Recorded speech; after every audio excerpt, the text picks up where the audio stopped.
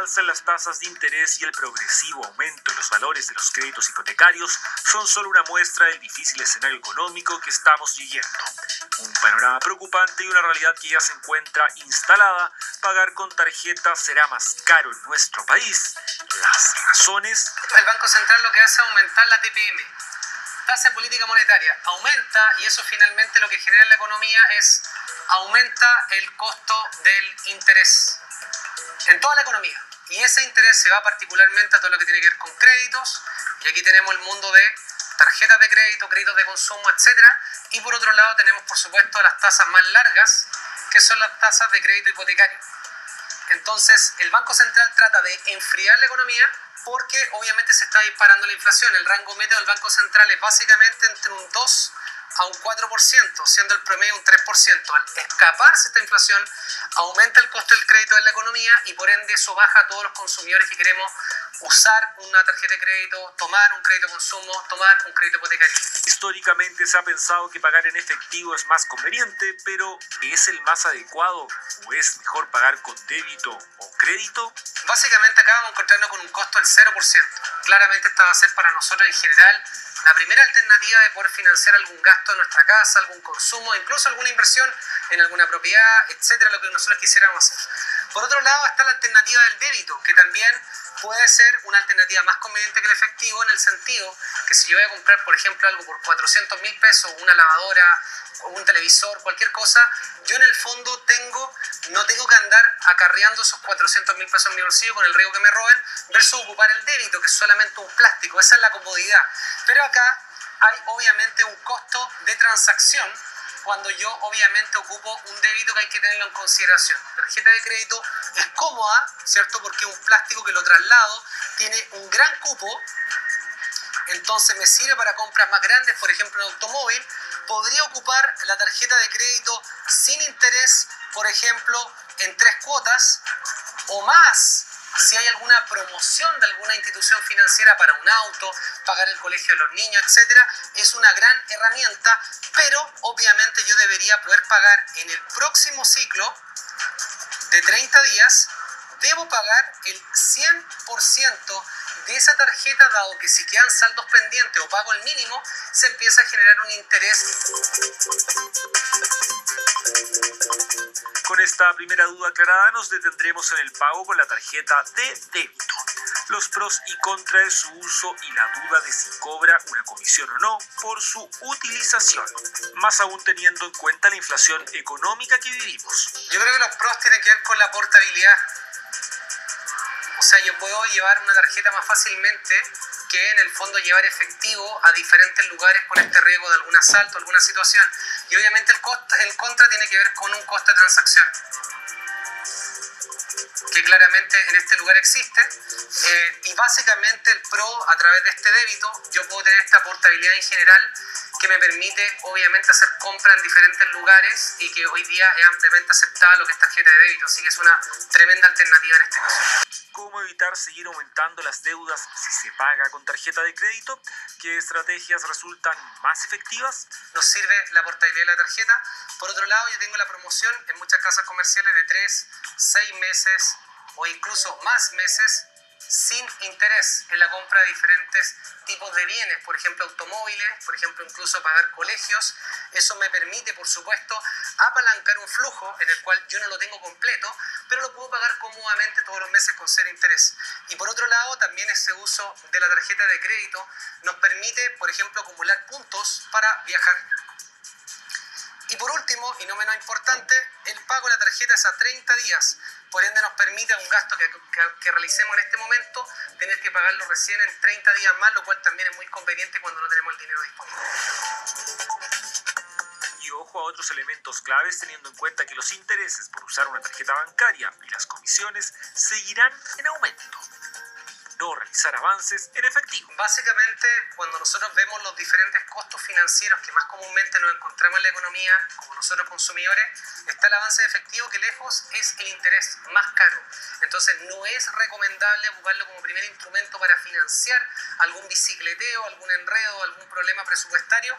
Claramente uno cuando va revisando estas líneas y va disminuyendo hasta ser el más barato, por supuesto, el efectivo, se recomendaría ocupar eventualmente un crédito consumo, una línea de crédito, por supuesto que el efectivo y obviamente un crédito hipotecario. También existe la posibilidad de levantar capital sobre un crédito hipotecario que también es más barato que cualquiera de otros elementos para poder financiar algún apremio o alguna situación presupuestaria del momento. Las cifras en ese sentido son categóricas. En septiembre pasado las tasas de interés de los préstamos comerciales aumentaron en un 6%, de consumo en un 19,3% y para la vivienda aumentaron en un 3,3%. La primera recomendación va a poder ser usar efectivo, ahorros, retiros, porque todos esos instrumentos en primer lugar no van a generar un interés. Obviamente, si es que mi economía está descalzada, debería ocupar un crédito consumo y para eso la recomendación sería cotizar en al menos 3 instituciones distintas, quedarme con el CAE más bajo, costo anual equivalente. Esto es muy importante a la hora de poder comparar una institución u otra, y esto se compara con el mismo plazo, para poder hacerlo comparable, mismo plazo, mismo monto y con los mismos meses de gracia. Los meses de gracia son los meses en los cuales no debo pagar el compromiso financiero para justamente no estar ahogado financieramente. Pero hay otras claves que en tiempos de alza en las tasas de interés e inflación que usted debe tomar en cuenta. Es la línea de crédito. ¿Es recomendable utilizarla? No es recomendable en términos generales usar la línea de crédito. Siempre va a ser más recomendable usar el efectivo o, por ejemplo, pagar con una tarjeta de crédito a 30 días, porque obviamente me da un tiempo para ordenarme o tener el flujo necesario para poder pagar ese compromiso.